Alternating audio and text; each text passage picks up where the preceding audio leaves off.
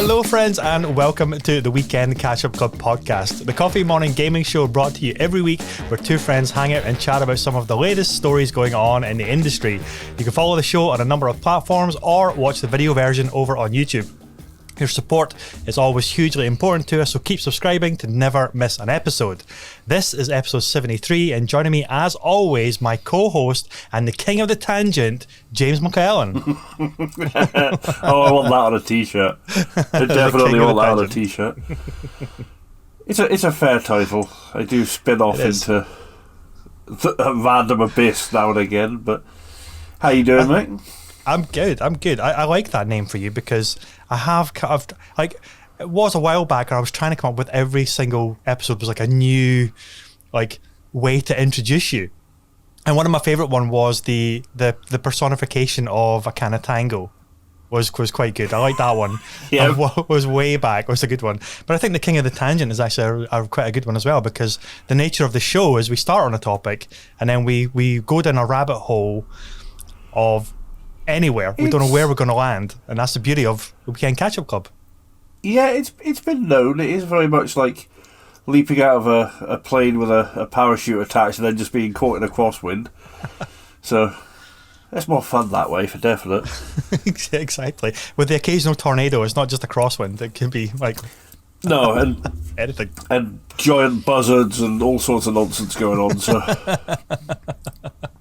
So it's Saturday again, Jamie, and here we are. We've got our energy drinks. Well, mine is a cupload of caffeine. Yours is this pineapple Monster. Tell me about this new flavour of Monster. So for our audio listeners, Jamie has a gold can of Monster energy drink. I've never seen it before, so he's going to explain what it is. It's new.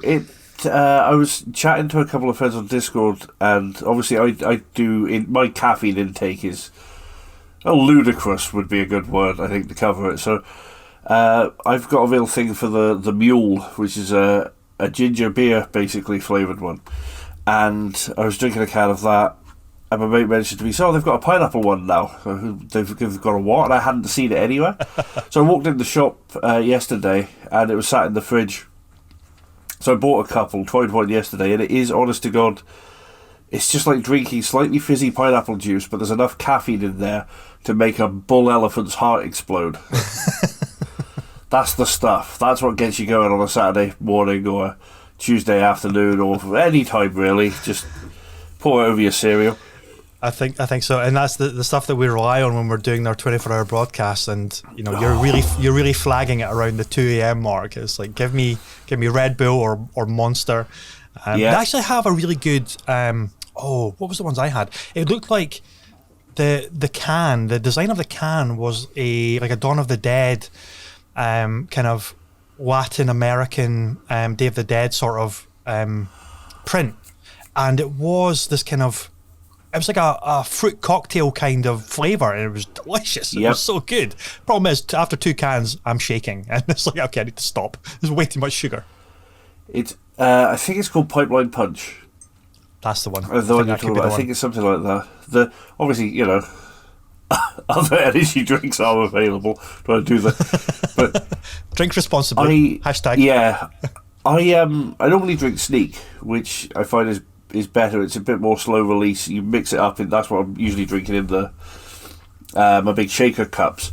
So you mix up the powder with water. It's not fizzy. There's no sugar. It's sort of slow releases a wee bit more, so you don't just get the burst and then drop.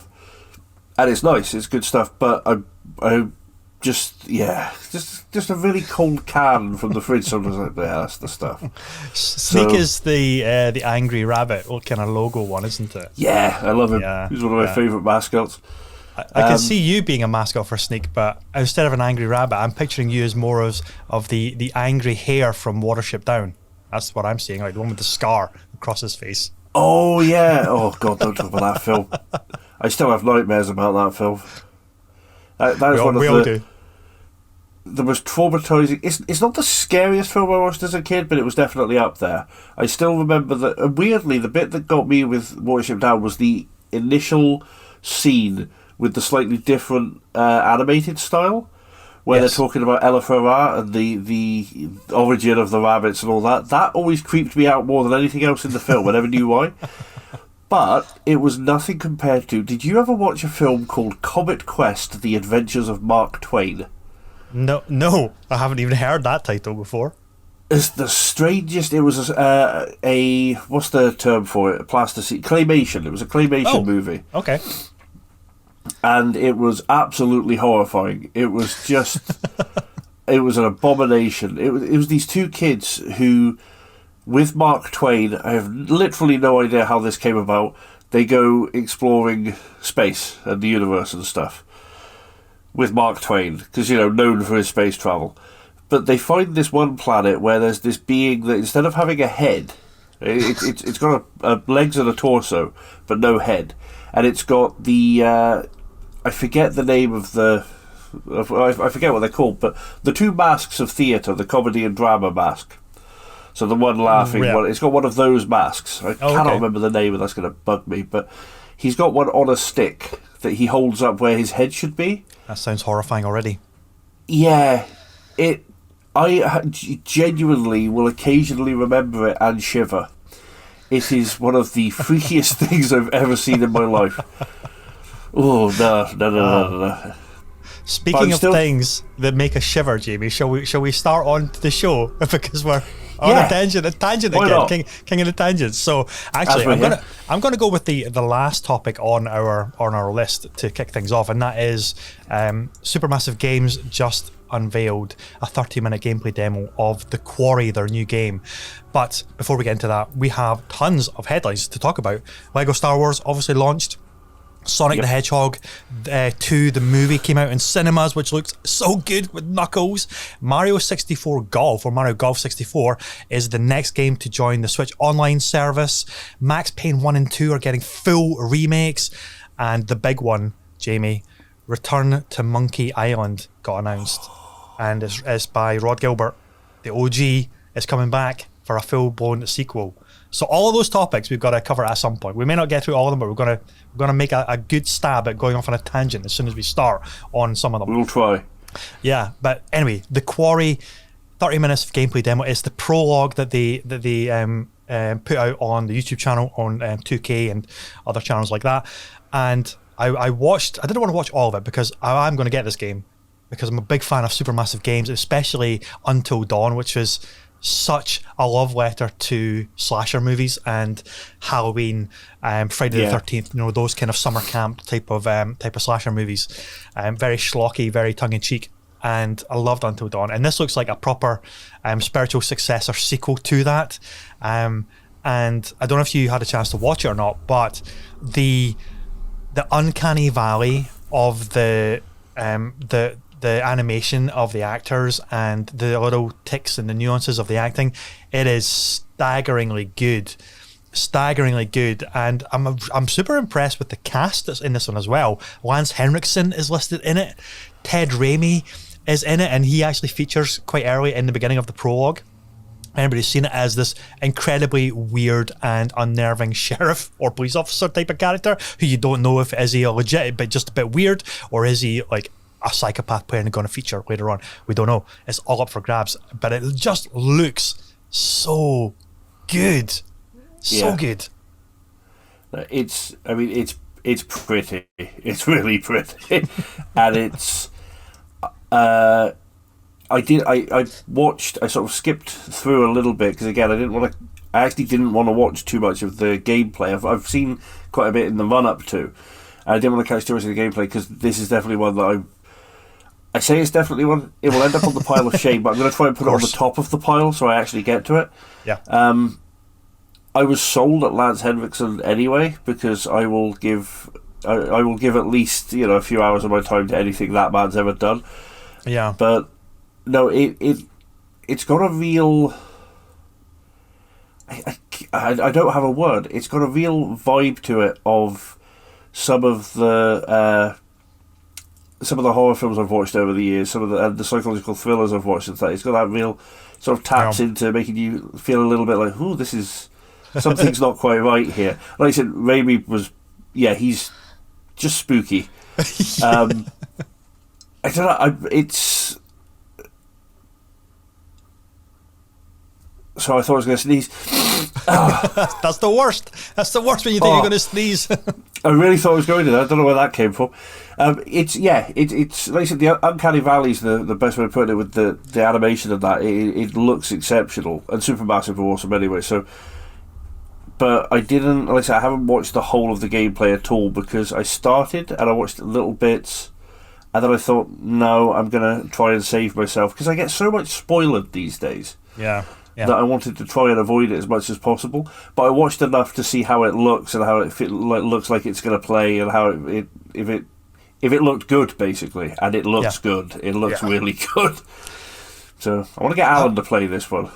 Yeah, I think he'll be up for that as well. Did you ever play their Dark Pictures anthology series of games? I think it was 3 games because I never played them. I adored Until Dawn, but I don't know if it was something to do with the nature of like breaking it up into smaller kind of episodic like stories, which just didn't appeal to me. I just wanted like a big complete kind of package. And as soon as they may have already, but as soon as they announced like a proper Dark Pictures anthology like collection, it's all in one disc. I am going to be checking it out because I love, again, we both love what Supermassive Games do, and like their pedigree is like for the source material is so obvious and clear, and this game just looks amazing. But also I don't know what the Dark Pictures anthology was really like. I know there was like a co-op angle to it as well, certainly for the first episode. I remember like you could play different parts of the story if you're the second player, and like if one of the characters goes off and then you don't see them for a little bit, like player 1 obviously won't see that story arc unfold, but that's what player 2 does, and that always struck me as a really quite cool way of doing co-op. Not that you're always in the same scenarios together, you're off doing a story arc kind of on yourself for that character. And obviously House of Ashes I think was the most recent one, which did look pretty incredible as well. But I'm so excited for the Quarry, because it looks like that it's going back to the Until Dawn era of horror movies. And again, the nature of the wilderness summer camp is just ripe for slasher movie territory, like Jason Voorhees and everything, or Mrs. Voorhees if we're talking about the first Friday the 13th. Thank you. Before Jason came into the picture, exactly. Yeah, got to get it accurate. We got to be true to the fans. Everybody thinks that Jason was in the very first one, but it was not. But it's such a great genre, like movie genre, like the schlocky, hammy acted horror movie genre. I love it, and it's like Supermassive seem to be the only ones that are really doubling down and doing interactive movie style of games for that genre. We've obviously got Quantic Dream with David Cage, and Detroit Become Human, by far easily one of my favorite games on the last generation of consoles. That game is just stunning, and this like the way the butterfly effect works with all of your decisions is quite staggering. But I think they're the really only one that does these kind of interactive movie type of games with Supermassive. And I just read this morning actually that they've announced a movie, like a watch only mode for the game as well, so you can just watch it like a movie, and you don't have to do the button prompts or the quick time events or the frantically shaking the controller for your motion controls to jump over a log or if you're getting chased. I really like that. It's like, okay, we're going to just have a really fun throwback popcorn evening. Let's put on The Quarry and watch it like a movie. That's really cool. It's the kind of thing I would do as well. I would absolutely sit and watch through that, because I love slasher flicks and horror flicks and all of the. I like most horror genres. I find that horror is one of my favourite genres of film, because it can either be brilliant and clever and visually stunning and all that, or it can just be utter crap, but in the best possible way. Like the worst horrors are usually still watchable in ways that bad versions of other movies aren't always. Yeah. Because at least they'll be funny. I mean, and it's one of me and the guys will quite often give films the Mystery Science Theatre 3000 treatment. We'll put on a bad movie just to mock it. And thank you, The Asylum, because everything they've ever done is perfect for that. So, But no, the thing with I played through a fair chunk of, and I'm forgetting the name, The Man from Medina, which I think was the middle of the Dark Pictures anthology. Is it not? Is it just Medan, or is it? I can't remember. Medan, that was it. Man from Medan. Man from Medan. No, it's the Funky Cold Medina, isn't it? That's a very different thing. So, but Man from Medan was brilliant. Me and Alan played that co-op, and I played some single. And the co-op element was really interesting because Al saw things I didn't. Yes. But in the same sort of space, we would be there. And he was like, "Did you spot that? Did I see what?" And I didn't see it. And you end up. It plays with your head a little bit in ways that. What I love with video games is you can have those moments where they play. They do play with your mind. One of the best examples for me, still to this day, is Eternal Darkness: Sanity's Requiem on GameCube. Yeah, classic. I loved that game, and it was the fact that you'd be walking along and you had to try and brush a fly off the. I've actually gone to brush a fly off the screen and realised it's in the game, and I'm like, oh, don't no. Yeah. And at one point, the guy stops and he starts shouting. And I can't move the character, and he's shouting, and he sticks his own knife through his hand, and then there's a flash, and he's back to normal, and he's walking. And like, the fuck just happened? What just happened? Yeah, it's all his mind. But they brought it into the real world, so it blue screened at one point, and it turned out that was a bug. Like, it wasn't a bug even; that was a feature. So it was blue screen. I was like, okay, you can't blue screen on a GameCube, and then it came back to life, and he was screaming, "This isn't happening," which was funny as hell. But it reminds me of early Kojima games on like Metal Gear, where they would change the channel on you. The AV signal would change, and it's just the game that's doing it. It's like, how the hell are they doing that? Like, it's amazing, mind blown, because we were much younger when like Metal Gear Solid 1 came out on the PS1, and it's doing this kind of stuff with your mind. Like, what the heck's going on? It was my friend who's comments on. He always says about the Psycho Mantis, where he would comment on games that you had played by reading your memory card, or tell you to put your controller down. He would move it with his mind, and then using the rumble pack, it would just vibrate it across the floor. Stuff like that. I love stuff like that.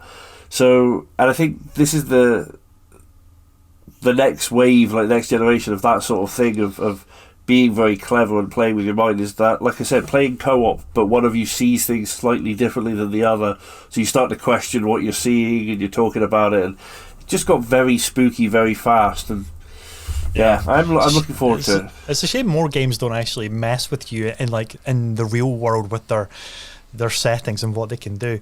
But maybe because it was all new kind of technology back then, it felt like, oh my god, they're actually affecting the world. Whereas now the audiences are a bit kind of smarter. Even kids today are way smarter. It's like, okay, it's just a game that's trying to mess with me, but it's not real, and it's harder to get that imagination going. It's like, oh my god, the game is affecting the real world. I don't know. It's cool to think about, like, could they do that with modern games and modern technology? But also, is there like a health and safety ruling there where you just can't do that anymore? Yeah, I suppose. The only thing I can think of that, like, the similar thing these days is obviously with like RGB lighting and that sort of thing. You get profiles for certain games so that they can affect all the lights around you and that. I know Alan had a mild panic attack, like literally a mild panic attack, because he fell asleep playing Microsoft Flight Simulator and woke up in the middle of a crash with alarms going off. But because it's all linked up, his entire room was flashing red, and he said he woke up and was convinced he was going down. So yeah, I suppose there's still bits and pieces they could do. It would be interesting to see if anyone ever comes out with a peripheral of some sort that could really do stuff like this, or even, like we've talked about before, haptic suits. So you're playing games and you can get a tap on the shoulder and things. So there's all sorts of things that sort of exist within the realms of possibility but haven't come to fruition yet. I'd be happy. I'd quite like to sit here playing a spooky game and have weird shit pop up on my second monitor. But I suppose I'd have to give the game a lot of permissions to be allowed to do it. So that's another thing, right? It's like there's a lot of like privacy rulings and access to your system that people are just not gonna grant any kind of access to that kind of stuff now. No, I would just open everything up. My machine's set up pretty well. I'm secure enough, so I'd open everything up and just let it mess with me. It'd be great fun. Jack Skellington in the back there will start talking to you or something. Like if you've got an Alexa on your network as well, it would start throwing out sound effects to really freak you out in Phasmophobia. That would be amazing. There's an app, not an app, there's a filter I saw, which I can't remember, it's on one of the apps, TikTok, Snapchat, one of those sort of ones, but it brings pictures and figures to life. Right. So you can pan it around your house, and if you've got a painting on the wall, of course, one guy had the poster from Ghostbusters 2, so he had Vigo of Carpathia. Oh my God. And he pans over it, and the face just starts to smile at him, and the mouth moves slightly as though it's talking. Oh no. And it was, now imagine you're sat in a game where you've got your webcam on, and stuff behind you starts talking and stuff. Yeah, I'd love it. I would be well into that, but... Like we said, even there would better if there was like a Twitch integration, so your audience could like throw in commands and it would trigger something in your background or something, right? It would be like a participation event as well. I mean, you could definitely do it. It's like, especially if you were doing it for a charity event or something. There are ways you can set things up, obviously, that would let the audience fuck with you, basically. One of my favourite things I've heard lately is one of the guys was telling me about. There's a guy playing Skyrim, but he's using voice commands to summon stuff, but he's got he's got them set up on odd words, so the audience were asking him questions, and he started going, what do you mean, so like whatever it was, like XYZ, and he's like, oh no, I've spawned in 3 dragons, and so stuff like that, you know, it would be interesting. I'm kind of tempted to see if I can set up something now and then just plonk Al in the middle of it and see if I can finally push him over that final fear edge. Break out the old Connect for voice commands, Jamie, and you've got yourself onto a winner. Like some kind of hook up the voice commands. I've still got a couple floating about somewhere in storage. I know. I mean, actually, going back to this is obviously what we were talking a little bit about last week on the show with Christina about like the voice command VR stuff. But the voice commands, do you remember? What was it? I think it was Mass Effect 3. When it came out, it actually used the Kinect, or you could use the Kinect to say the lines of dialogue that Shepard would use, like in the radio menu. And I thought that was actually really cool. It never obviously went any further, but that was actually really quite cool because for an RPG, if you imagine how immersed we all get in our RPGs, if you can actually say the line of dialogue, all of a sudden you feel like you are the character even more so than just being like controlling them and issuing commands in a gamey sort of way. You actually get to say, little Timmy's trapped down the well, here, throw him this rope or something, you know, and issuing commands to the NPCs and everything like that. It's so much potential for voice stuff as well. Oh yeah, it's something. I mean, obviously I'm an old school Star Trek fan, so I've wanted to control my entire system just purely by voice for years, and have tried. I spent ages setting up Dragon Dictate back in the day and things, so I could control the mouse with voice commands. Never worked particularly well, but the one of the things I love is I started playing when I started playing Elite Dangerous. Al pointed me in the direction of and I can't remember the name of I think it's called Voice Attack. Right. And you can control your ship's systems by voice. So cool. So I'm sat here, I've got my joystick and a keyboard set up, and I'm sat here in my cockpit and flying around, and then I was getting attacked by something, and I was like, full shields to aft, and it sort of boosts the power to the back, and I was like, oh, I'm home. This is it. This is the one. See, Jamie, see if you and Alan both had PlayStations, and with that PSVR, we could all be playing Star Trek Bridge Crew together. You know, no, I'd never come out. It'd be like that. No, it'd be like that Red Dwarf episode, Better Than Life. I would lock in and I'd die in there. That'd be it. God, Red Dwarf. Now that one of my all-time favorite sci-fi shows. Super low budget, but so funny. And what they did with oh my God, they made the budget stretch on that series. So viewers, listeners, if you're unaware, British heritage TV comedy show. It used to run on, I think it was BBC Two, way back in 80s, 90s. Late 80s it started. Yeah, called Red Dwarf, and oh my God, it's you'll thank me for it later. Guaranteed, it is so funny. Check it out. But why never had a Red Dwarf video game or something? So surely that's like could be franchised into, or even modded into like Elite Dangerous or something. Maybe it has. Oh, maybe it has. I don't know. I know someone built Red Dwarf in Minecraft. Right. I saw that, and it was gargantuan. That is one of the biggest builds I've seen. But yeah, there's so many TV shows that should be video games. Like so many. I desperately want like an urban helicopter combat simulator based around Airwolf. Yes. So, Just give that the Lego treatment. I'd be happy with that as well. Yeah. Even if we couldn't get like a proper Airwolf game, I'd just have a Lego version of anything. To be honest, like anything that can't get an official standalone like photorealistic game on its own, just give it the Lego treatment. I'd be happy. Yeah. I want Let Judge me play Dredd in that world. I want Judge Dredd and Mega Block 1. Come on, it's rife. It is 2000 AD is rife for the Lego treatment, or any kind of gamification treatment would be amazing. That would be. Now you're thinking the cogs are turning. I can see them. It's get Christina back on. We need words. We need to put a pitch document together for Christina. She's going to be our in to TT Games and all of these franchises. We'll put the pitch together and send it through, and it'll just be, no, guys, no, no one's making this. Oh, exactly. We're literally the only ones who want it. Okay, fine, I didn't know that. We'll get shown the door. It's like, thank you for your time. Get out right now. Security, escort them off the premises. I'm stealing a pen as we go. Getting a souvenir. Oh mate. Okay. Next topic. Max Payne 1 and 2 apparently have been giving funding from Rockstar, because Rockstar obviously own the Max Payne IP now, and Remedy Entertainment, who are the original developers, and who also recently made smash hit games such as Control, and obviously Alan Wake Remastered just came out as well. They are on board and are behind the full remake. They were very specific in the wording of this. It's not going to be a port. It's not going to be like a remaster or anything like that. It is a remake of the first two Max Payne games. What are your thoughts on this? Are you excited for more Max Payne? I've only played. My pile of shame goes back through history. Yeah. I've only played the first Max Payne. I never got round to 2, and I don't know why.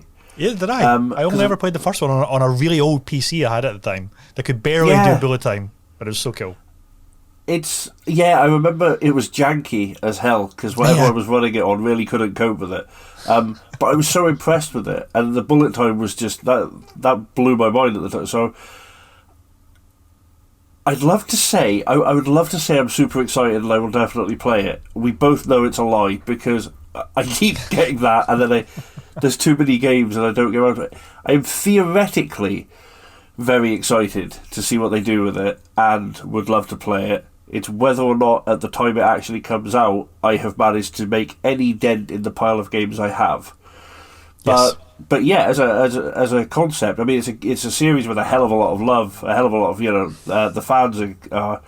I've seen a great reaction on Twitter already to people just desperate to get their hands on it already. There's been a lot of the just shut up and take my money gif floating around. So I'm always happy when I see a remaster, remake, or just a straight port or whatever of something that lets fans get their hands on a game series they love again for a little while, or get back to, or even just to spark nostalgia. So really happy they're doing it.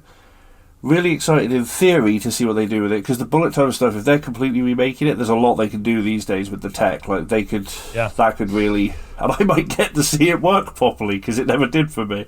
Yeah, but well, I mean, I was a big fan of Quantum Break, which was by Remedy, and that's where they tried to do the TV show tie-in with the video game, and that always felt like a bit of a spiritual successor to Max Payne because of all the time bending powers. And at the time, it was what it was. It was quite, there was some technical issues and things like that. But then I remember it getting an upgrade for the at the time the Xbox One X, and it was like it was a 4K patch for it, so they fixed the frame rate and they bumped the resolution up to 4K. You could also download the TV stuff in 4K episodes as well. So the whole thing was like, the whole package was like over 200 gig. It was obscene, almost Call of Duty territory, but not quite. Oof. And but I remember, like, whenever you throw out, there was different time powers. Like, there was a time bubble, so you could throw and trap somebody in a time bubble so they couldn't move. So that was a time power which was really cool. And then you could do the similar kind of Max Payne stuff where you'd slow everything down and you'd move at kind of normal speed. So there was lots of different abilities and time powers there. But the visuals around it was, to this day, it is still a showcase title for particle effects and this kind of like shattering effect of the world. It's like the mirror realm effect from Doctor Strange, where it all kind of crystallizes and shatters. And they were doing that in a video game back, like almost like at the beginning of the Xbox One life cycle. But it wasn't until the One X came out that it got like this is what this game can look like. I need to go play that again because I'm such a fan of Quantum Break. I really, really, really enjoyed it, and it made me think. Can you imagine a modern Max Payne that looked like this? They really experimented with the time bending powers. It wasn't just the press the one button and you slow everything down and you do the cool John Woo hard boiled, flying through the air in slow motion. Yeah. But maybe, so this has got me thinking, like, if they're going to be a full remake, would they add to the gameplay, or would that just piss off the loyal people of the originals where it's only like a singular time power where you just slow down and you knee slide and use, or could you add to the experience and then say, okay, we'll have different types of abilities for Max Payne now? Or is that just like a no-no? Would you not go there? I suppose the purists are going to say no. I'd be happy for them to chuck it because I have. This will shock you. I've actually played Quantum Break. I love Quantum Break. Brilliant game. I had so much fun with that. And like I said, the world shattering was just stunning. Yeah. And I will always be a fan of. I mean, obviously, massive geek, but I'm always a fan of any game that lets me get my hands on unusual abilities and you get to play with them in fun ways. So the time bending, I want to be able to slow someone down, run round behind them, shoot them in the back of the head because they haven't seen me come in, all this, and it's why I love Tracer in Overwatch as a random aside, because I like zipping in and out and just being a problem with nifty abilities. So I'd be more than happy for them to throw some extra stuff in Max Payne because the fun you could have. And they've shown that they've got a real knack for it with Quantum Break. They've got that array of possible. The time bubble was great because slowing down localized time is more fun than slowing down everything because you're still moving at full speed. There's a lot of fun to be had with that. But I think they'll probably get some backlash if they did, unless they can come up with a way to explain it. Story for the purists. Yeah. So, but what they could do definitely is maybe make more of how you can use. So even if it is still a case of slow, just simple time slow, if you could do more within that, and you've got maybe freer movement, or Max can move a little faster than everything else, so you could put in. It'd be nice to see some interesting finish moves and things like that you could do within it, perhaps. So there's definitely stuff they could do that would still keep it sort of pure, but just a little bit more free-flowing. But it's going to have to change somewhat, whatever happens, because it's a new generation. And they are completely ground up rebuilding. Yeah, there's expectations. And there's so many games now that have the slow-down time mechanic, whether it's first-person shooters or RPGs. I'm just thinking actually just recently, like the Outer Worlds had that mechanic where you just press the bumper button and everything would slow down. That's like a more of a modern take, but it goes back like ever since Max Payne. Like the bullet time thing was a mechanic that loads of developers latched onto as a mechanic, and some successfully, some blatantly just kind of like ripping it off and saying we want to have that. It also makes me think of how much I would love a remake of Fear. Because that was one of the best like bullet time first person shooters to come out of that kind of era of like Max Payne and Fear.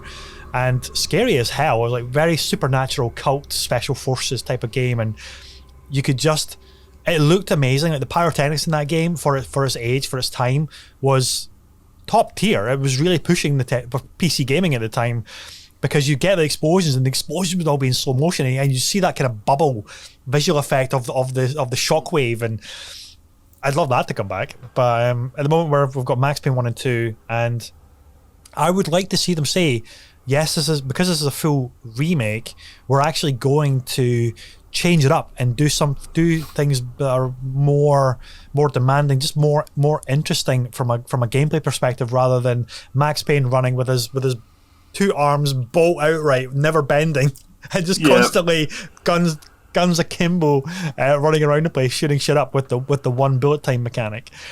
But at the same time, if it was visually stunning and it was just the singular bullet time mechanic, I wouldn't be disappointed. I think it'd still be really, really cool, because like Hong Kong cinema, Hong Kong action movies deserves a AAA treatment. Yeah. And this Max Payne remake might be the closest thing we ever get for a good long time. Did you ever play Hong Kong Massacre, by the way?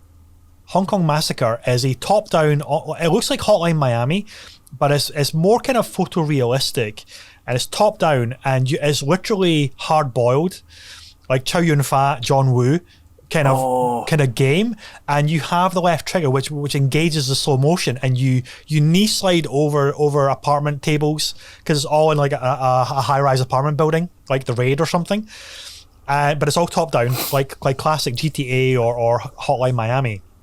And it's Max Payne hard boiled, but just top down, and it's just crazy. It's like one hit you're dead, but also one hit for the enemies, you kill them, that kind of thing. It's just like Hotline Miami, but it's way more like proper Hong Kong cinema visual style. It's very cool. Never seen it. I'll have to track it down. Again, obviously tangents, as we keep saying, but one of the things I kept, when you talking about knee slides and slowing time and that, do you know a game I would love to see come back, or at least elements of it come back in other games, was Wet. Oh yeah, I remember that. That was, again, thinking about some of the stuff that did with just making you feel like a badass, and having that very Hong Kong cinema / sort of almost Tarantino-esque sort of feel to it. Was amazing, and again, and it would. I think it owes a lot to Max Payne. I think all of these games owe a lot to obviously whatever comes before. I think Max Payne doing the thing with bullet time and giving you something new at the time, obviously, is what prompts developers then to go on and go, oh, we could try this, we could try that. Yeah. I think the more I think about it, I think with Max Payne, take it as a grounding point and then build something new.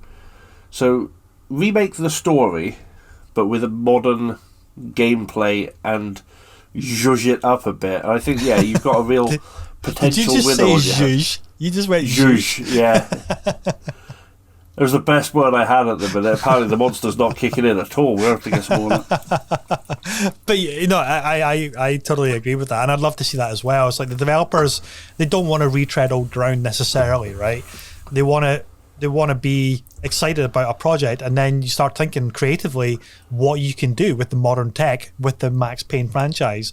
Max Payne 4 isn't going to get greenlit without showing investors and publishers that there is a hunger for this franchise and this character of Max Payne, who was a deeply distraught kind of Frank Castle-esque character back in the day, and by Max Payne 3, he was a complete alcoholic, complete burnout, and that was the one that Rockstar first did, I believe. And I've never played that one, but I'd heard that was actually really, really good, because it had the Rockstar level of like character animation that you know from Grand Theft Auto, but with the Max Payne mechanics and everything. And it makes me think, it's like, if Max Payne 1 and 2, if it's done well, if it's done like Resident Evil levels of remake, then if it'll sell really, really well, and then they'll probably greenlight a Max Payne 4 original story or spin-off, or the Max Payne universe, and that could lead to the franchise coming back in a big way, which can only be a good thing for long-term fans and hopefully for new fans as well. So that's exciting to think about. Yeah, it'll be it'll be good to see what they do with it. And like I said, it'll be nice to dive into a new version and hopefully actually play more than just the first entry in it this time, because I feel like I missed out not playing Max Payne 2, but there are some games that if you miss out for long enough, going back to them gets hard. Yes, and that's definitely one of them. Like, the thought of going back and playing Max Payne 2 now doesn't necessarily... I've watched bits on YouTube and I've heard my friends talk about it, and I've experienced it very much from second, third, fourth hand, and that's probably as close as I'm going to get to Max Payne 2 at this point, because there has to be a statute of limitations on how long you can actually go back, I think, and my pile of shame is high enough. But Max Payne, first one, thoroughly enjoyed it, definitely played it in a reduced capacity thanks to the system I was running it on. Yeah. And I'll absolutely keep an eye on the remake, and I will aim to play it. I've given up promising to play new games because I know I'm just going to break hearts if I do now. So I think you've got a few years. It was just announced, so they're probably saying, yeah, well, we're just starting this project, or we're just in pre-production, so it's going to be a while before anything is ready to get shown off, I would imagine, unless they kept it secret and then a trailer comes out, like a teaser to say, oh yeah, we've actually been in development for a couple of years on this, and now we're announcing it, which can happen. But something tells me that they're just announcing it and it hasn't really started development yet. But could be wrong. Yeah, the nature of the announcement, I suspect that this is quite new, but it's like you say, you never know these days, and that is one of my favourite things in video games, is when they go, hey, we're thinking about making this new game. You're like, oh wow, I'm really looking forward to that. And then they go, and we've been doing it for 3 years, and here it is. You're, Jesus Christ, okay. Like, there's no warning. I love it. It's a lot of fun. Yeah. Stuff dropping randomly that you weren't expecting. It's very exciting being a gamer when you are really immersed in it and really, playing as much stuff as you can get your hands on, even if the pile is ever growing. That when suddenly it's just like, here's some more, have some games, enjoy the games. I would love us to get to a point within the industry where games are only announced when they're at least around 6 months away. And that's kind of it. It's like, here's the announcement and it comes out in 6 months, and that's the model. But it never happens. They announce games like 2 or 3 years in advance. It's like, oh god, come on. And I don't know why that is. Like, movies very rarely announce before a year out, right? Normally, I mean, there's speculation, of course, like that, of like, yeah, it's going to be coming. Or with the situation of like the Marvel thing, they have had to then say, this is our timeline for the next 5 years. But typically, you'll get a trailer, it's like, oh wow, that's that, and it's coming out in summer.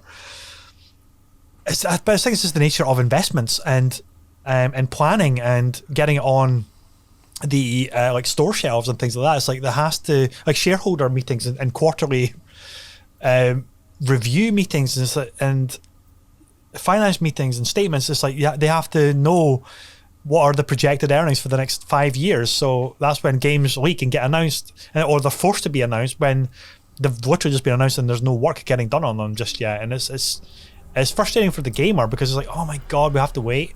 But then it's a position of, like, you don't have anything to play just now. Come on, you've got so many games to play just now. It doesn't matter. You can wait. You can wait a couple of years. It's fine.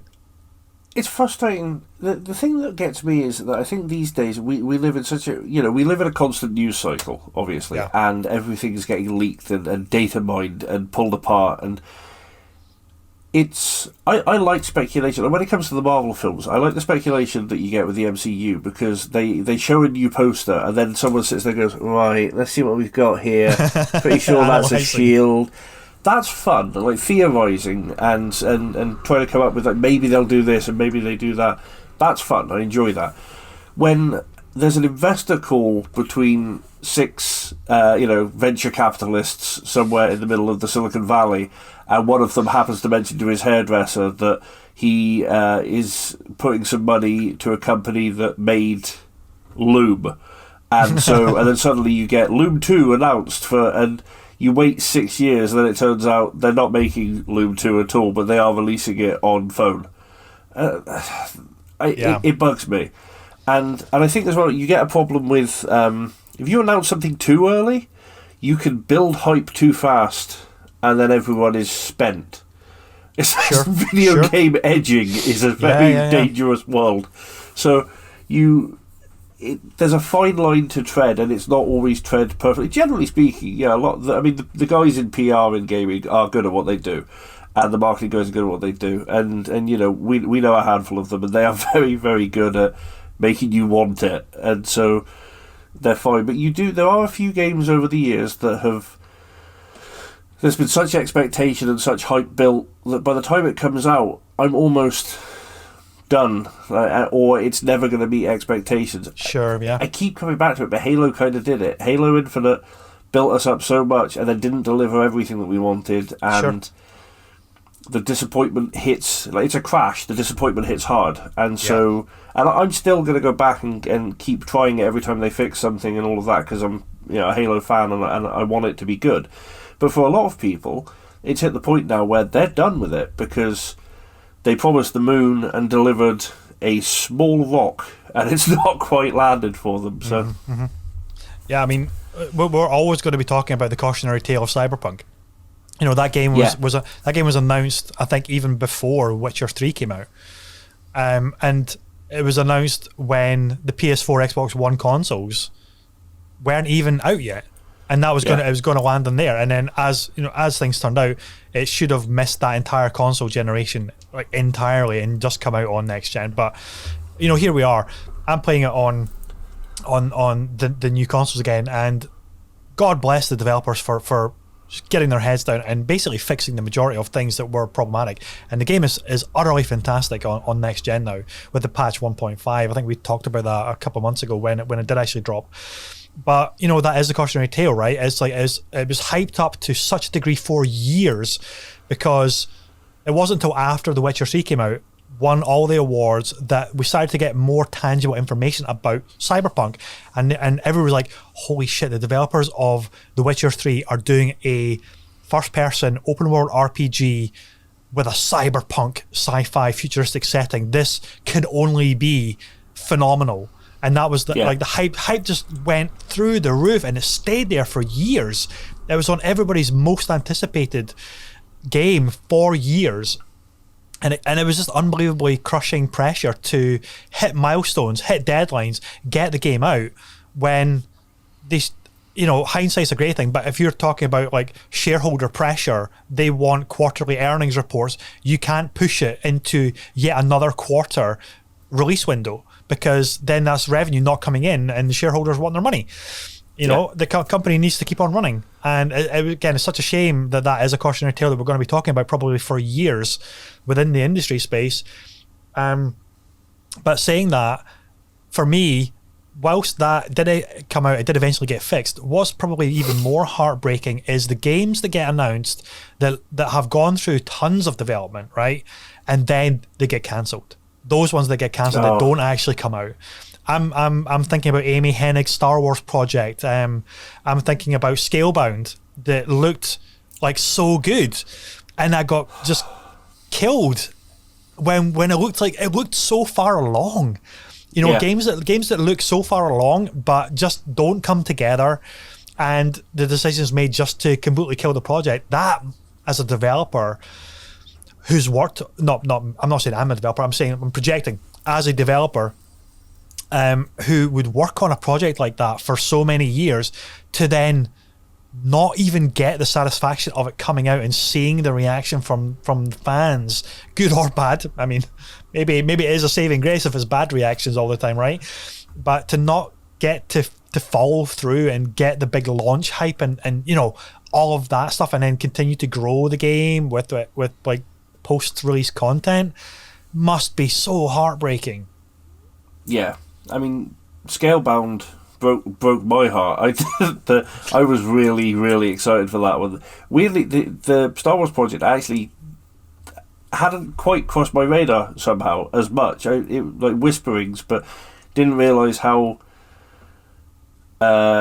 how quietly or how hyped it had been among some quarters, and how much was dropped there, sort of thing. So that's looking back at it is a massive shame. But Scalebound was one I was really excited for, and everything that we had seen, and I was just chomping at the bit, and then just went away. I think people forget as well that Well, it's easy to forget. It's easy to remember this when you're talking about small indie companies, because you've usually got the guy who's actually working on it telling you about his game. Like the little things like Hydra Near, which is a game I love. The guy who makes it actually puts out regular YouTube videos chatting away about his what's coming and all of that. He recently, as far as I'm aware, it's still scrapped. He recently scrapped the big multiplayer update that he's been working on, which I've been waiting on for ages, and you could tell he's not happy about it, but it's like, we can't do it and make it work the way we want to, so we're not going to do it. So we promised it, and now it's sort of fallen apart. And part of that is like, keeping up with modern tech and trying to keep the game running with that, and then trying to rebuild the game and all of I can't imagine what I served my time in software development back in the day. I have the vaguest notion of what it must be like to be one of these guys, in as much as I was building programs and apps and stuff, but the tech for gaming is just, and how the hell they're keeping up with it. But these are creatives. These are people who, it's no different to if you sit, if you draw or you write or you make a podcast or you make YouTube content. These are creatives. They're people who want to make something to be enjoyed and see people enjoy it. And you know yourself, when you see a comment on a YouTube video, people enjoyed that you're streaming and people are enjoying the stream and stuff, it feels good. It is why we do it. Yeah. So, and this is why these guys make games. You've got all of the shareholders and all of that and it is a money machine, and it's a massive money machine, and that's fine. Capitalism is a thing. We can rail against it all we want sometimes, but it is a thing, and it's what drives the world these days. But for the guy who sits there and just goes, I really want to make a game where you fly around on the back of a dragon, wouldn't that be cool? And then he gets a chance to make it, and then it gets taken away from him. Yeah. Heartbreaking. Couldn't begin to imagine. So, but I know. I really miss Scalebound now. History's littered with games like that. I was just thinking Star Wars 1313, which was the bounty hunter game, which looked phenomenal. And going back even further, all of the stuff that was coming out for what would have been a Battlefront 3, history is littered with projects where you think, why didn't this get made? It is so obviously could have, but we don't know. We don't know the inner workings of what the problems were and what the choke points were, and how problematic a lot of development is, and how challenging it is, and how immensely stressful it can be as well. And it's we're just freaking grateful that we get the high caliber of games that we get that do come out with like minor delays for the most part, and we've got such an abundance to choose from. It really is an industry where for all the people that do complain online about, I can't believe this game is getting delayed. Yeah, but look at your pile of shame. You've got tons of stuff that you can just jump into, and it is an embarrassment of riches all the time. Like every single month, there's tons of stuff coming out, which is just amazing. Speaking of which, tons of stuff which is coming out. This leads us on to our next topic, which is the new games that are coming to Game Pass just got announced. And again, Jamie, there are an absolute ton of games. Crusader Kings 3 comes to the Xbox Series consoles. So this was a huge title, strategy title on PC, and now it's finally being ported over to the console. So I'm actually really curious to see how that has been adapted to the gamepad, right? The rather than a mouse and keyboard. But I've heard it's amazing because of like the depth of like the lineage of different dynasties, like the relationships for trade, and it is a strategy game. It is like a legacy builder kind of thing as well. And it's again huge reviews when it came out on PC. We have Weird West, which is coming. Which is now out on Game Pass. Now, this is a game which is an immersive sim kind of strategy game with a Wild West comic book kind of graphic novel aesthetic from the original developers of Prey and Dishonored. And they've gone for this completely different shift. It's almost like an isometric kind of strategy immersive sim game. And that looks really quite exciting. I think it's getting pretty decent reviews as well. One Piece Odyssey is, I think it's like an anime style game. I'm not familiar with One Piece as an IP, but that's on Game Pass. Age of Empires 4, I think there's a new season that's coming to Game Pass as well for PC. Tropical 6 got a next gen version. Bloodstained Ritual of the Night has a new title. That is a Castlevania-esque side-scroller game. That looks really, really good fun. MotoGP for all you biker nuts out there, racing game. That's also coming to Game Pass. Tons of new games already on Game Pass, mate. Any of those that float your boat you want to try out? Weird West, definitely. Really enjoyed Dishonored. Really enjoyed Prey. So the guys have got, they've got my vote there, and it looks really cool. It just looks really cool. It's one of those, and not a game I knew anything about. Completely slipped under my radar until it popped up on Game Pass. So yet again, and at some point we'll get accused of shilling for Microsoft. It's bound to happen. But yet again, Games Pass just delivered, and so Weird West for sure. Weirdly, MotoGP, and it's strange because I don't do racing games, and I've said it till I'm blue in the face. I don't do racing games, but every time a new one hits, there's a part of me that's like, ooh, because I love race elements, and I love tooling around in fast vehicles in games and stuff. I know what will happen. I will install it. I'll have maybe 5 races, and I'll uninstall it again, and it won't be the game's fault. It will just be me remembering that I don't do racing games. But it looks really good. So for racing game fans, I think that's a great one that's dropped. And anytime I see anything with Age of Empires 4 or Age of Empires at all, I'm tempted to go back, because I played the original Age of Empires to death. During the summer holidays, my sister and I would sit down for a day. We would say, should we play Age of Empires today? And we would sit down in the morning and we would give each other like 6 hours to build a nation in multiplayer, and then we would go to war with each other. And I still remember all the cheats for the original Age of Empires on PC, because we used to have cheat versions where we would say, right, you can use anything you want and we will decimate the entire land. And I've played all of the Age of Empires all the way up through, and I love them. So I think I'll have to go back to that soon. Crusader Kings is interesting, because that does look really cool, and any strategy game coming to console always intrigues me, because my first foray into strategy on console was Warzone on the PlayStation, and I hated it because I need a mouse and keyboard. I loved Warzone. I had it on PC.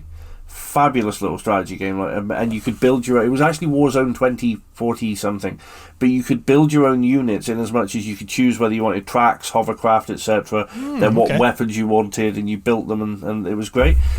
And I love strategy games. I've played countless, and always loved that as a genre. So, but I hated them on console. Hated them with a passion, because it's a mouse and keyboard type of game. That's how it feels like it should be to me.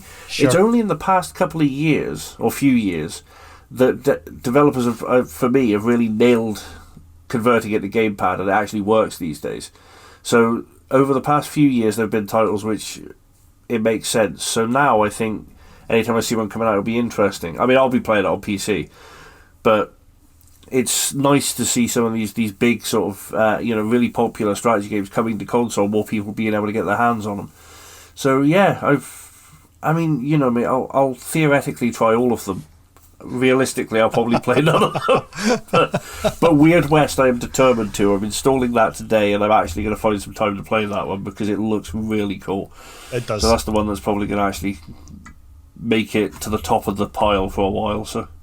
Yeah, it's another banger list, and it feeds into what we were talking about on last week's show about the PlayStation streaming service, about these potential 700 games which are going to be coming to the service.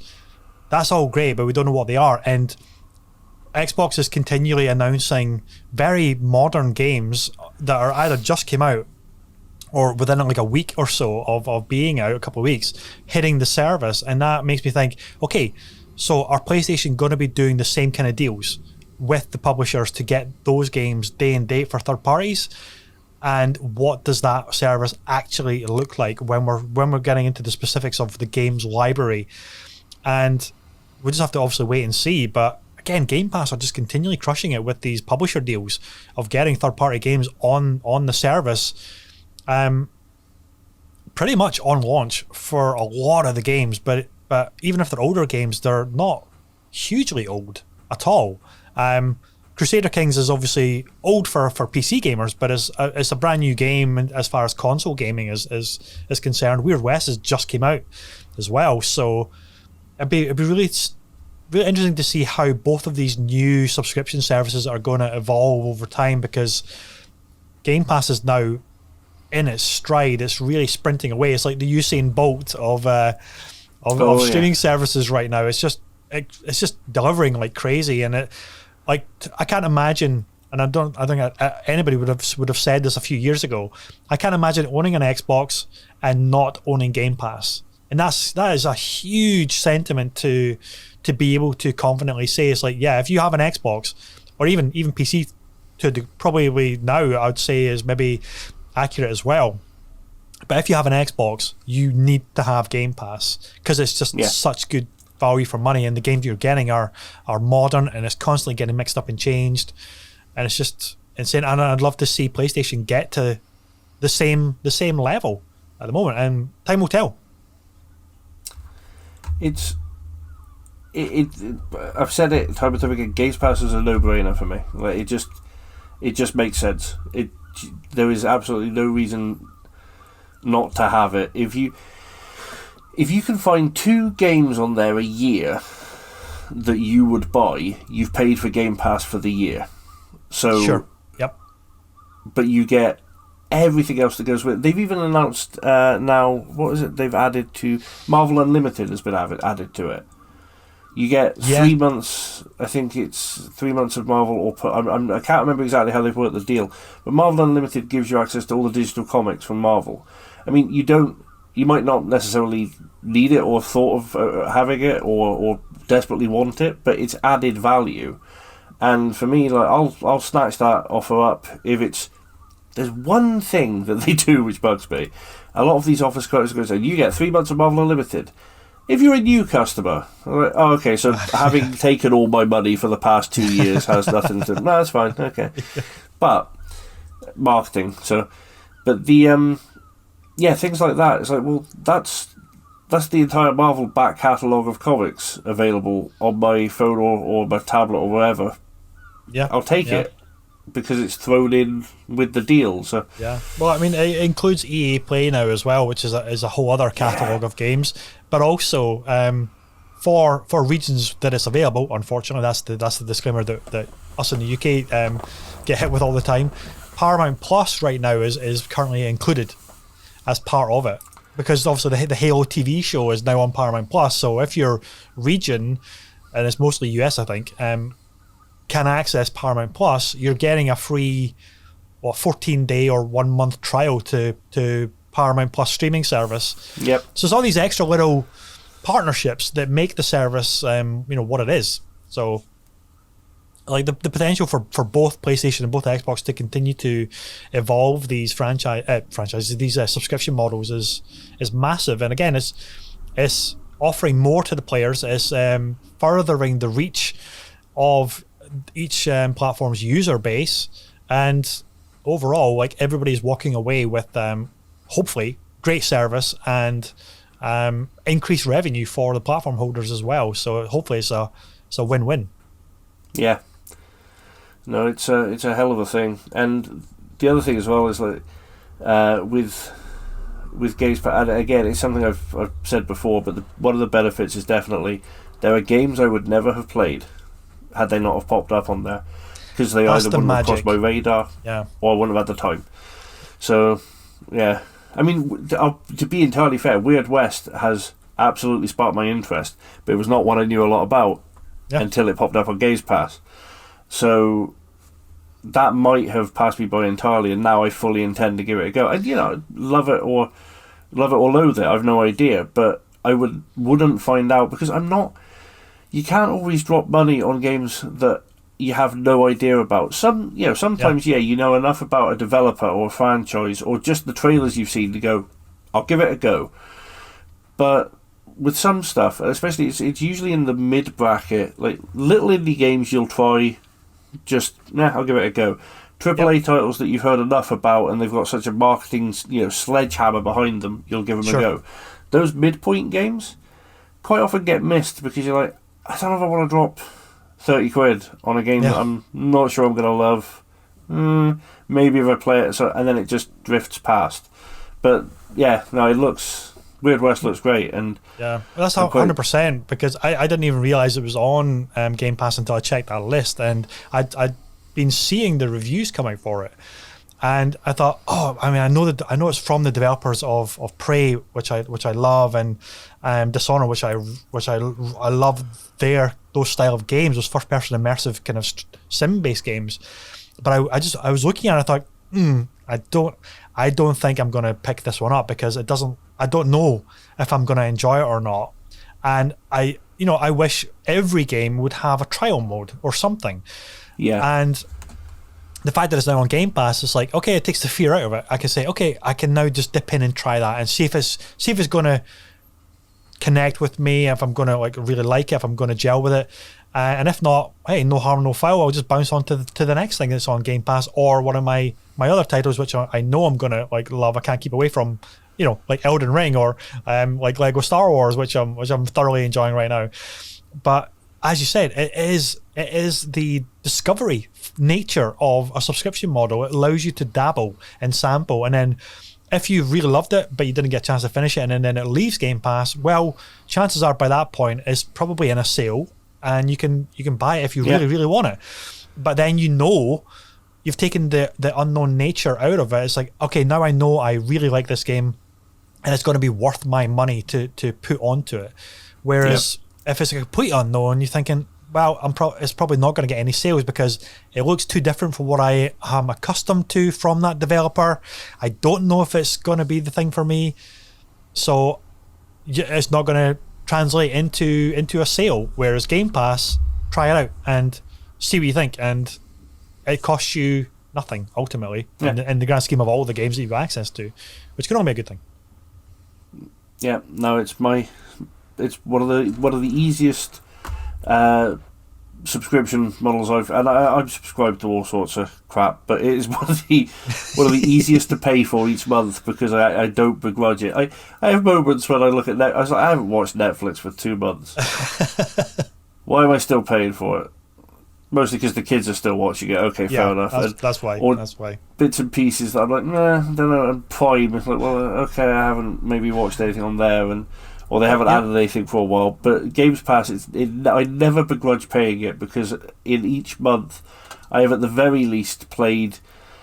I'm forever playing Sea of Thieves, or I'll have jumped back into Halo, or I'll have picked up some random tiny game, or played a couple hours of co-op on something weird with Al.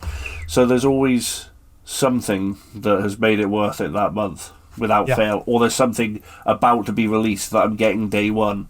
So it's always worth the money for me. So how are we not sponsored by Microsoft at this point? Because we're basically doing their job. Let's stop shilling for Xbox now and move on to the final topic. Yeah, it's terrible. I swear, every week, but anyway, so I'm gonna let you take this final topic, because I think you know more about Monkey Island than I do, and Guybrush Threepwood. So the announcement came. I think there was a tiny, the tiniest of tiniest little teaser trailers with this announcement. Return to Monkey Island has been announced with the OG developer behind it. Jamie, take the floor. Take the floor. So hype! I love the Monkey Island games. I go back to playing these on the Amiga when they were on about 62,000 individual floppy disks, and you were swapping them out constantly to play them. I have always loved point and click adventures anyway. Like, point and click is one of my favourite genres of all time, because I was huge on Loom was one of my favourites back in the day, and all the things that LucasArts did. But Monkey Island is the point and click game, like or at least as far as I'm concerned, like the point and click franchise. The comedy, the art style, the characters, all of it. I still, to this guy who is sat on my desk at all times, Murray Pirate Skull. This is Murray, and he is so called because of Monkey Island. The one I was pointing to is Murray, the skull from Monkey Island games. There's a point where he turns around and says, "I will stride through the gates of hell." And they're like, stride, he goes, "Fine, I will roll through the gates of hell." And it's just the comedy's brilliant, and they're so well executed. Like, the puzzles are... Point and clicks are notorious for being frustrating as hell, because there are always bits where it's like, none of this makes sense. Like, there's nothing I can combine. And yeah, there's moments in the Monkey Island series, but they're frustrating in the right way. They're like, they're challenging, and they're just... it's just this is a warm hug of nostalgia getting a new Monkey Island game. So and actually by Gilbert, so like the it's going to be a proper Monkey Island game. It's going to be, so yeah, I cannot wait. I am so excited for this, and it got me thinking. I'm probably going to go back and replay the others as well, because it's been some time since I dived back in. Well, they got remastered a little bit a few years ago with so you can play in the classic pixel aesthetic, which is really sore in the eyes on a modern TV, but it had that beautiful painterly illustrative style for the remaster, and now they're just so gorgeous. I was actually going to ask you, were you a fan of Beneath the Steel Sky back in the day, point and click adventure, when that game came out? Because that got a sequel just, I say recently, probably a year or so ago, called Beyond the Steel Sky. And it was like a modern take on the point and click adventure. And it was obviously the sequel to Beneath the Steel Sky. I loved Beneath the Steel Sky as well. It was like a futuristic point and click adventure with the same kind of like core tenets that made Monkey Island so great as well. It's a weird one. I'm certain I remember playing Beneath the Steel Sky until the new one came out, and I went back and looked at it, and I was like, I have no idea what's going on here, and I have no idea. So I don't know what I thought I had played, but apparently Beneath completely bypassed me. Right. But I, for years, was certain I had played it. So I've played something that wasn't that. It's odd you should mention it, because it's one of those things where I've retconned my own gaming career at some point, and I was convinced I'd played it, and I'd said to people, I love that game, but no, it turns out I've never played it. So I ought to, really, because it's another one that you hear a lot about. Like, there's a lot of love for it. There's a lot of people who really, really like it, but no, never played that one. Just point and clicks. It's nice to see point and clicks still getting love in this day and age as well, of where we're talking about games where you can run around and parkour over everything, and warp time and fly through space, and photorealistic damn near graphics and stuff, and it's nice to see just good old fashioned point and click games still get love. I know there was a series a friend of mine played a lot of, I haven't touched yet. Was it Deponia? No. Anyway, there's over the years there's been a lot of indie point and click stuff which has still come out as well. One of my favourites outside of the Monkey Island series was actually the Hook tie-in game. So Hook, one of my favourite films, love it. And a friend of mine had Hook and played it. He said, it's really good fun, but it's really fast and frantic, and I enjoy it. I was like, what? And it turned out it was because Hook, that was released for consoles, was a side-scrolling platformer. Hook on the Amiga was a point-and-click adventure game. Oh, okay. And two completely different games. And Hook was diabolical. Like, that was difficult. There were places where that was... You had to go and, like, talk people into giving you their trousers so you could... It was really weird. It was great fun. And it kept the humour of the film. And it felt very Monkey Island in its execution. And then there's been a handful over the years. Like I said, Loom is one of my favourites as well. I've replayed that recently, and I still love that game. But it always comes back to Monkey Island, and there's so many. It's got such love and so much. There's such nostalgia there. I could gush for hours, and I swear I won't. But I was very, very excited when I heard they were announcing that, and so was everyone I know. Even I know people who've never really even played them, but are excited to play the next one, because it's like, they buy. One of my gaming buddies. He's a young stripling of a lad. He's only 20, 21, and I don't think he's ever played a Monkey Island game. He was probably still a twinkle in the postman's eye at the time that they were out. So yeah, probably. But he's excited to play it because he was like, "Oh, it looks really cool and quirky." And we started telling him bits and pieces about it. He's like, "Oh yeah, I'll give that a go, definitely." So yeah, I'm very, very hyped. I need it now, if that's at all possible. If anyone watching could just slide a copy over this way, that'd be fantastic. Because I don't want to wait. I'm not willing. I'm expecting that Xbox, Microsoft strike some kind of deal to get the Return to Monkey Island on Game Pass, but also they have a deal where they have a proper expansion pack for Sea of Thieves, which is Monkey Island themed, with Chuck, Guybrush. There is apparently an Easter egg in Sea of Thieves already. You can find you can find Monkey Island in there, I think. But yeah, a proper content like what they did with Pirates of the Caribbean. You know, they had Jack Sparrow as an NPC kind of character. Like, do a proper meaty expansion, which is just Monkey Island content, would be so much fun. That would be amazing. I see something else I would love to see. They have the Pirate Emporium in Sea of Thieves where you can buy pets, and you've got monkeys and birds and dogs and stuff. I'm putting this out into the universe now. I'm going to manifest something. Give me Murray as a pet. Like, let me have a pet skull that talks and gives me shit while I'm sailing, because I will throw money at that. I have yet to buy a pet in Sea of Thieves. Okay. I haven't decided which one I like. For all that I love the game, I haven't picked one that I really like. And if I'm going to give them real money for a fake animal, I'm going to make sure I like the fake animal. But you give me Murray as a pet, and I will just empty my wallet into your pocket. I will absolutely. That's fine. It's such a great.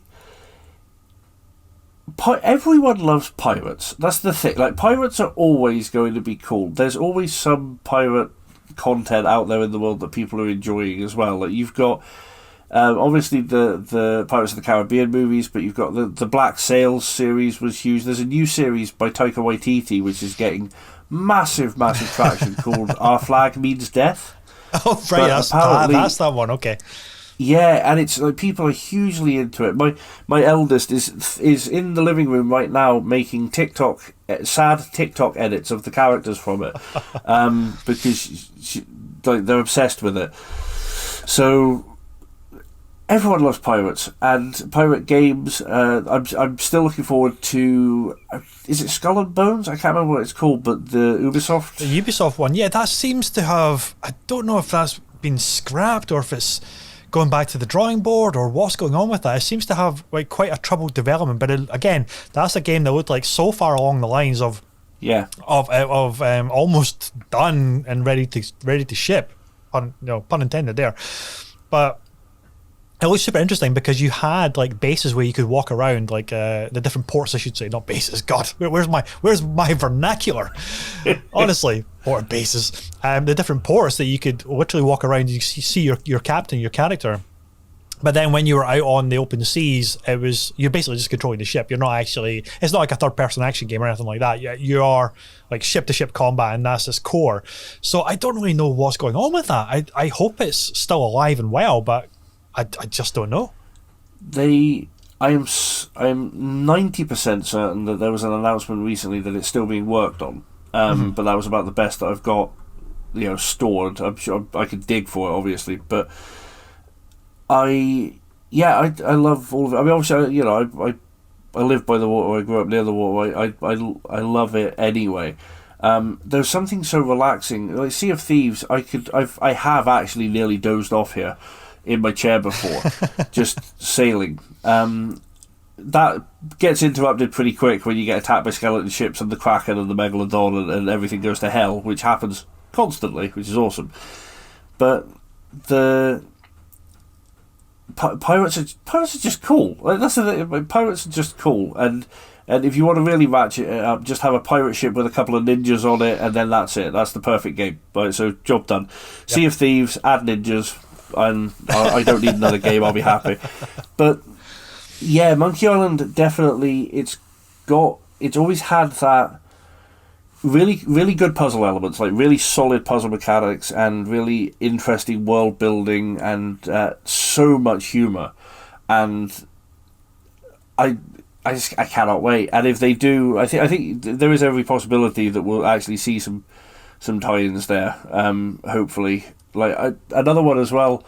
I hate to even mention the name, but Fortnite have a good track record of licensed stuff. I would not complain about running around as Guybrush in Fortnite and things like that. So anything. Maybe you can throw Murray as like a grenade or something, right? But it bites their ankles rather than and roosts them to the spot. That would be quite funny. Do you know what? It would work too. Fortnite. I've kind of got Fortnite on the brain at the minute because I have been playing a lot of it. But is that the other thing no build mode by any chance? Tell me about the no build mode, because I was thinking about getting into it because it's got the no build mode. Do it. Come play with me. It is amazing. I love battle royales. I love the whole premise of the battle royale. Okay. Fortnite is my go-to because it's the most fun. PUBG was the OG. Apex is amazing. It's got a real heart-pounding element to it. And I will say this: Apex has the best drop in any battle royale because as you leap out onto the island, the music kicks in every time, and it is really intense. But Fortnite is the one that you can always pick up and play. It's always fun, but the frustrating element is always the building, and it's not. I can build if I need to, but I cannot stand the concept that someone's like, I got shot once and I need to build a 3-bedroom apartment in downtown New York. Yes. And this fucking spiraling tower of bullshit appears. They are more fun though because they build that, you knock out the bottom of it and kill them and win anyway. And I know that they're very unhappy about that, so that's good. But the no build mode is awesome because they've introduced mantling and parkour. They've added a little overshield element, so you've got a little bit more tanky when you're out in the open. I'm downloading it then. I'm downloading it. It is brilliant. It's forcing people to play it in a much more interesting way. Okay. And I've abandoned the building. So you've sold me. You've sold me, bud. Yeah. Let's get it. Grab it. Get in. Okay, let's wrap it up there because that was another blisteringly excellent 80 odd minutes of tangents, and I wouldn't have it any other way. So ladies and gentlemen, friends, listeners, viewers, this has been episode 73 of the Weekend Catch Up Club Gaming Podcast. Every week, don't miss it. Hit subscribe, hit follow so you never miss an episode. Jamie, I will see you in a week's time. This has been amazing chatting with you again. Everybody take care, happy gaming, and we'll see you on the next one. Bye bye.